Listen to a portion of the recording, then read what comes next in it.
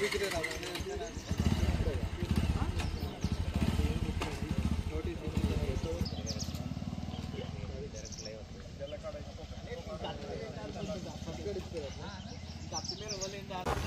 పేరు రాచకొండ రాజేందర్, కొడిమేల వాస్తవ్యండి. నేను మొన్న శనివారం రోజు కొంచెం ఆల్కహాల్ తీసుకున్నాను. భోజనం చేద్దామని చెప్పి బస్ స్టాండ్ దగ్గర ఉన్న రెస్టారెంట్లో భోజనం చేసి నాకు కొంచెం స్టమక్ అప్సెట్ ఉన్నట్లు ఫాస్ట్లో వెళ్ళిపోయాను బండి. అక్కడ ఈ వాహన చెకింగ్ జరుగుతుంది, కొడిమేల ఎస్ఐ గారు సందీప్ గారు వేశారని తెలియదు. నాకు తెలియకుండా వెళ్ళిపోయాను. వెళ్ళిపోతే మా ఇంటికి ఎస్ఐ రాత్రి 10 గంటలకు మా ఇంటికి వెళ్ళి మా అమ్మ నాన్న బేరిచ్చారు. నేను అదే సమయంలో మా వాడకట్టుకు దగ్గర మా ఇంటి దగ్గరలోనే ఉంటే నన్ను గమనించి రాచకొండ నువ్వేనంటే నేనే సార్ అని అంటే నన్ను డైరెక్ట్గా కొట్టడము, లాఠీ విరిగేదాకా కొట్టాడు, తిట్టాడు, కూతులు తిట్టాడు. వాడకట్టుకు ప్రజల వాళ్ళందరూ జమ చేస్తే లంజడుకులారు మీరు ఈ టైం దాకా ఏం చేస్తుర్రు అని తిట్టి చాలా కొట్టాడు. కొట్టి ఎందుకు కొడుతురు సార్ అని అడిగినా కానీ కనీసం మాట్లాడే ఛాయిస్ కూడా చేయలేడు. చెంపమించాలు గట్టి కొడితే ఇది కర్ణబేరు వలిగిపోయింది. హాస్పిటల్ రిపోర్ట్స్ ఉన్నాయి, హాస్పిటల్ పట్టుకున్నా. కర్ణబేరు వలిగిపోయింది. తర్వాత బ్రీతన్లో టెస్ట్ చేశారు, 149 ఏమో వచ్చింది. వాస్తవంగా బ్రీతన్లో టెస్ట్ చేస్తే కొట్టాల్సిన అవసరం లేదు కదా. అది మళ్ళీ అందరినీ తిట్ట మా అమ్మ నాన్న కాళ్ళ వెళ్ళ పడ్డారు, మా పిల్లలు మా భార్య అందరు కాళ్ళ మీద పడ్డా కానీ వదిలిపెట్టలేడు. చాలా దారుణంగా కొట్టాడు. ఇప్పటికి బాడీ పెయిన్స్ చాలా ఘోరంగా ఉన్నాయి. కరెక్ట్ నాకు మాట్లాడస్తలేదు, ఎందుకంటే నాకు చెవు డ్యామేజ్ వల్ల కరెక్ట్ వినబడటం కూడా లేదు, కన్ను కొంచెం నొప్పిగా ఉంది.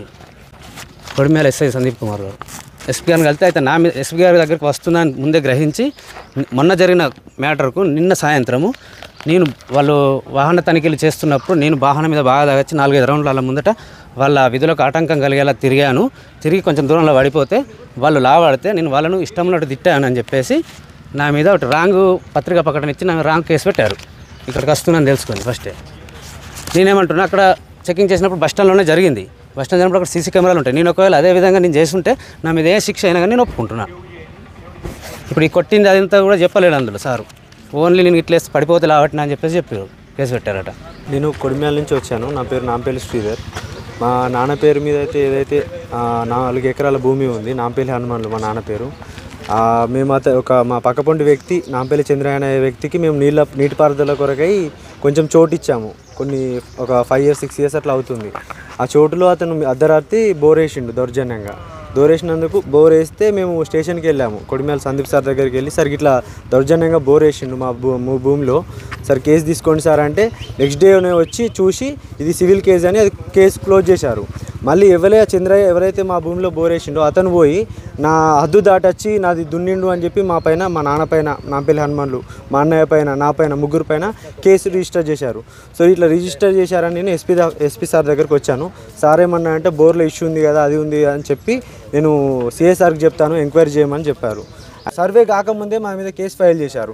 ఎంఆర్ఓ సార్ వాళ్ళు సర్వే చేశారు, కానీ ఇంకా రిపోర్ట్లు ఇవ్వడం లేట్ అవుతుంది. లేట్ అవ్వడం వల్ల మాకు December 31 నుంచి కొడిమేల పోలీస్ స్టేషన్ నుంచి మీరు ఆధార్ కార్డులు ఫొటోస్ తీసుకొని రండి, మీ మీద కేసు ఫైల్ అయిందని స్టేషన్ నుంచి ఫోన్ వస్తుంది. సో మేము డైరెక్ట్ అటు వెళ్ళకుండా ఆ రోజు అంబేద్కర్ రాజ్యాంగం రాసినాడు, ముగ్గురు గురించి రాసిండు, 4వ స్తంభం ఉందని రాసిండు. 3 స్తంభాలు జ్యుడిషియరీ, లెజిస్లేచర్, అడ్మినిస్ట్రేషన్.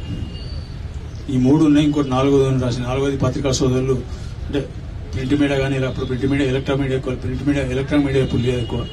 వీళ్ళే మమ్మల్ని ఎక్కడ మేము తప్పులు చేస్తే మనం వార్నింగ్ చేస్తామని చెప్తారు. 4వ సమాధానం రాసింది, కానీ ఏమైందో నాకు తెలుస్తలేదు. మరి మంచిరాలనే ఉందా లేకపోతే మొత్తం నాకు తెలుస్తలేదు.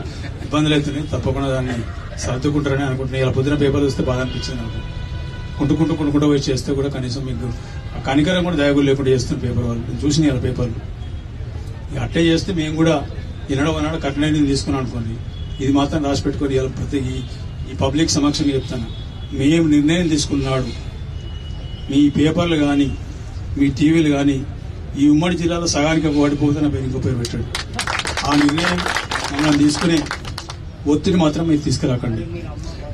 జరిగే కార్యక్రమం అట్టే నడుస్తున్నాయి, అదే జరుగుతా ఆ నిర్ణయం మేము తీసుకుంటాం. Thank you. ఆ రోజు అంబేద్కర్ రాజ్యాంగం రాసినాడు, ముగ్గురు గురించి రాసిండు, 4వ స్తంభం ఉందని రాసిండు. 3 స్తంభాలు జ్యుడిషియరీ, లెజిస్లేచర్, అడ్మినిస్ట్రేషన్. ఈ 3 ఉన్నాయి. ఇంకోటి 4వది రాసింది. 4వది పత్రికా సోదరులు, అంటే ప్రింట్ మీడియా కానీ అప్పుడు ప్రింట్ మీడియా ఎలక్ట్రానిక్ మీడియా ఎప్పుడు లేదు ఎక్కువ. వీళ్ళే మమ్మల్ని ఎక్కడ మేము తప్పులు చేస్తే మనం వార్నింగ్ చేస్తామని చెప్తారు. 4వ సమాధానం రాసింది కానీ ఏమైందో నాకు తెలుస్తలేదు. మరి మంచిరాలనే ఉందా లేకపోతే మొత్తం ఉందో నాకు తెలుస్తలేదు. ఇబ్బందులు అవుతున్నాయి. తప్పకుండా దాన్ని సర్దుకుంటారని అనుకుంటున్నాను. ఇలా పొద్దున పేపర్ చూస్తే బాధ అనిపించింది నాకు. కుంటుకుంటూ పోయి చేస్తే కూడా కనీసం మీకు కనికరం కూడా దయగులు లేకుండా చేస్తున్న పేపర్ వాళ్ళు. నేను చూసిన ఇలా పేపర్లు అట్లే చేస్తే మేము కూడా ఈనాడు కఠిన నిర్ణయం తీసుకున్నాం అనుకోండి. ఇది మాత్రం రాసి పెట్టుకొని ఇలా ప్రతి ఈ పబ్లిక్ సమక్షంగా చెప్తాను. మేము నిర్ణయం తీసుకున్నాడు మీ పేపర్లు కానీ మీ టీవీలు కానీ ఈ ఉమ్మడి జిల్లాలో సగానికి ఓడిపోతున్న పేరు ఇంకో పేరు పెట్టాడు.